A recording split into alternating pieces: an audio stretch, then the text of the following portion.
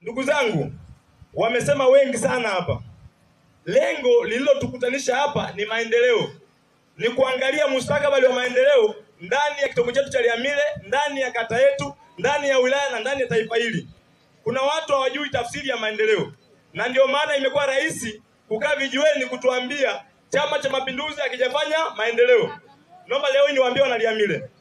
Maendeleo maana yake ni ule mchakato wa kuanza na zero, unapiga hatua moja, hatua mbili, hatua tatu kwenda mbele. Hayo ni maendeleo. Ili uweze kuelewa ninachokitambua, ninachokisema mimi, lazima uangalie miaka ya nyuma huko Liamile tulikuwa na hali gani, na sasa hizi Liamile tuna hali gani. Wana Liamile wenyewe mashahidi. Tulitoka hapa tukakanyaga kwa mguu tukaenda Nyeregeto kusoma shule. Leo hii Liamile tuna shule hapa. Hayo maendeleo sio maendeleo? Miaka ya nyuma wana Liamile tulikuwa tunatumia taa na vibatari.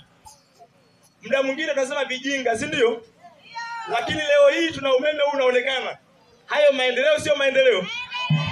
Miaka ya nyuma tulikuwa na barabara nyembamba. Tulisifahamu Mbigili, si ndio?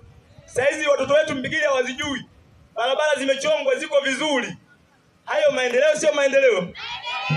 Kwa maana hiyo wanatuambia Chama cha Mapinduzi hakijafanya maendeleo.